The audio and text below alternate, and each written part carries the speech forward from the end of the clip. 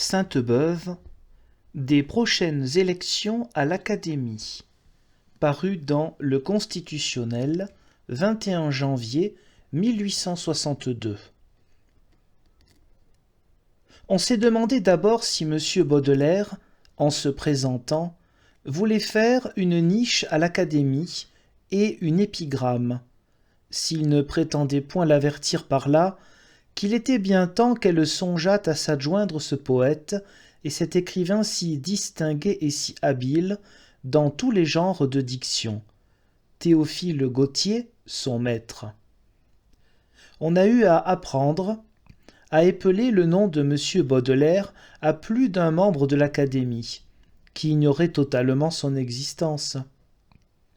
Il n'est pas si aisé qu'on le croirait de prouver à des académiciens politiques et hommes d'État comme quoi il y a dans Les Fleurs du Mal des pièces très remarquables, vraiment pour le talent et pour l'art, de leur expliquer que dans les petits poèmes en prose de l'auteur, Le Vieux Saltimbanque et Les Veuves sont deux bijoux, et qu'en somme, M. Baudelaire a trouvé moyen de se bâtir, à l'extrémité d'une langue de terre réputée inhabitable, et par-delà les confins du romantisme connu, un kiosque bizarre, fort orné, fort tourmenté, mais coquet et mystérieux, où on lit de l'Edgar Poe, où l'on récite des sonnets exquis, où l'on s'enivre avec le haschisch pour en raisonner après, où l'on prend de l'opium et 1000 drogues abominables dans des tasses d'une porcelaine achevée. Ce singulier kiosque, fait en marqueterie, d'une originalité concertée et composite, qui, depuis quelque temps, attire les regards à la pointe extrême du Kamtchatka romantique, j'appelle cela la folie Baudelaire. L'auteur est content d'avoir fait quelque chose d'impossible, là où on ne croyait pas que personne pût aller. Est-ce à dire maintenant, et quand on a tout expliqué de son mieux à de respectables confrères un peu étonnés, que toutes ces curiosités, ces ragoûts et ces raffinements leur semblent des titres pour l'Académie, et l'auteur lui-même a-t-il pu sérieusement se le persuader ? Ce qui est certain, c'est que M. Baudelaire gagne à être vu, que là où l'on s'attendait à voir entrer un homme étrange, excentrique, on se trouve en présence d'un candidat poli, respectueux, exemplaire, d'un gentil garçon, fin de langage et tout à fait classique dans les formes. Le poète Baudelaire, très raffiné, très corrompu à dessein et par recherche d'art, avait mis des années à extraire de tout sujet et de toute fleur un suc vénéneux, et même, il faut le dire, assez agréablement vénéneux. Il avait tout fait pour justifier ce vers d'un poète « La rose a des poisons qu'on finit par trouver ». C'était d'ailleurs un homme d'esprit, assez aimable à ses heures et très capable d'affection. Lorsqu'il eut publié ce recueil intitulé « Fleurs du Mal », il n'eut pas seulement affaire à la critique. La justice s'en mêla. Elle prit fait et cause au nom de la morale publique, comme s'il y avait véritablement danger à ces malices enveloppées et sous-entendues dans des rimes élégantes. Quoi qu'il en soit, il y eut procès, condamnation même, et c'est à la veille de cette plaidoirie, plus que littéraire, que j'adressai à l'auteur la lettre suivante, dans la pensée de venir en aide à la défense et de ramener la question à ce qu'elle était en soi, c'est-à-dire à une simple affaire de goût relevant de la seule critique. Cette lettre a été publiée depuis peu par les éditeurs des œuvres de Baudelaire, mais avec des fautes d'impression selon l'usage, j'ai tenu à les corriger. Ce 20 juillet 1857. Mon cher ami, j'ai reçu votre beau volume et j'ai à vous remercier d'abord des mots aimables dont vous l'avez accompagné. Vous m'avez depuis longtemps accoutumé à vos bons et fidèles sentiments à mon égard. Je connaissais quelques-uns de vos vers pour les avoir lus dans divers recueils. Réunis, Ils font un tout autre effet. Vous dire que cet effet général est triste ne saurait vous étonner. C'est ce que vous avez voulu. Vous dire que vous n'avez reculé, en rassemblant vos fleurs, devant aucune sorte d'image et de couleur, si effrayante et affligeante qu'elle fût, vous le savez mieux que moi. C'est ce que vous avez voulu encore. Vous êtes bien un poète de l'école de l'art, et il y aurait, à l'occasion de ce livre, si l'on parlait entre soi, beaucoup de remarques à faire. Vous êtes, vous aussi, de ceux qui cherchent de la poésie partout.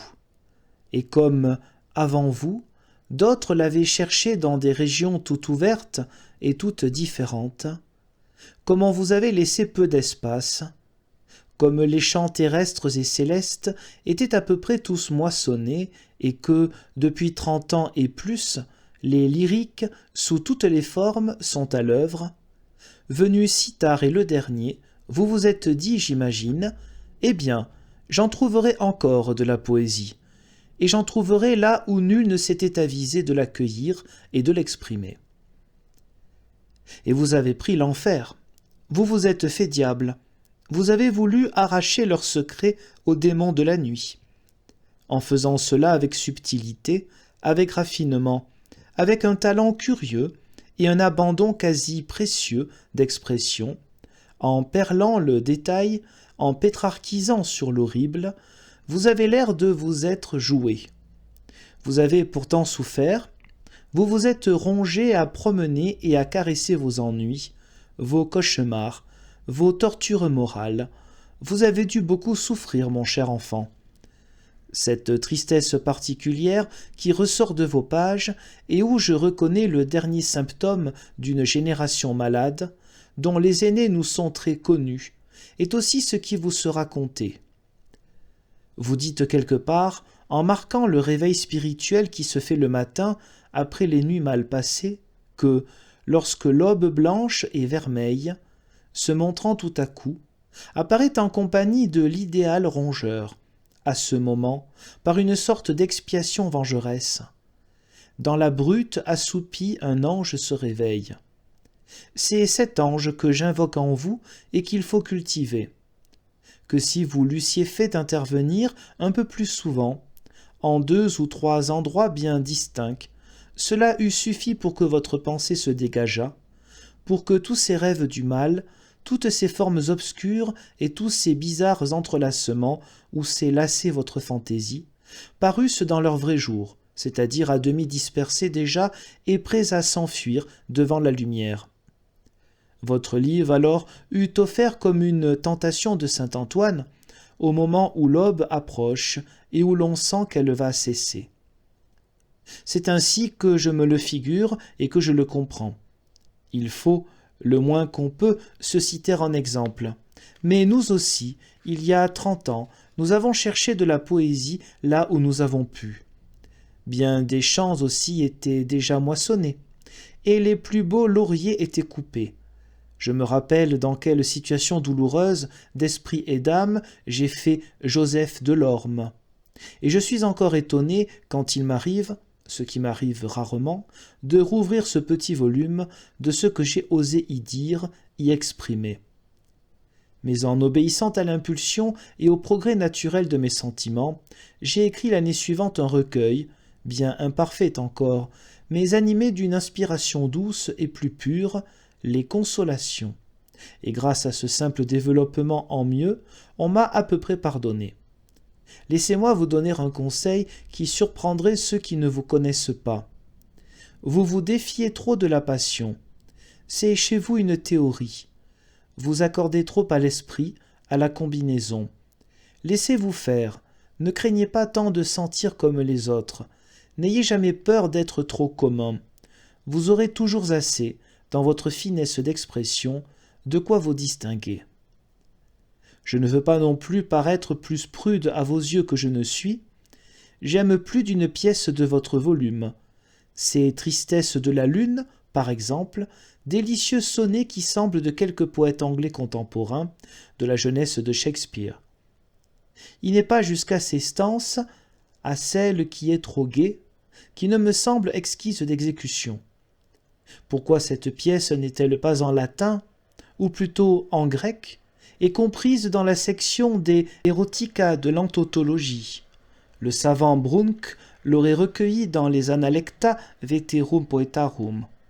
Le président Bouillet de la Monnoye, c'est-à-dire des hommes d'autorité et des mœurs graves, castissime vite morumque integeri morum, l'aurait commenté sans honte, et nous y mettrions le signet pour les amateurs, tange cloem semel arrogantem. Mais encore une fois, il ne s'agit pas de cela ni de compliments. J'ai plutôt envie de gronder, et si je me promenais avec vous au bord de la mer, le long d'une falaise, sans prétendre à faire le mentor, je tâcherais de vous donner un croc-en-jambe, mon cher ami, et de vous jeter brusquement à l'eau pour que vous, qui savez nager, vous alliez désormais sous le soleil et en plein courant. Tout à vous, Sainte-Beuve.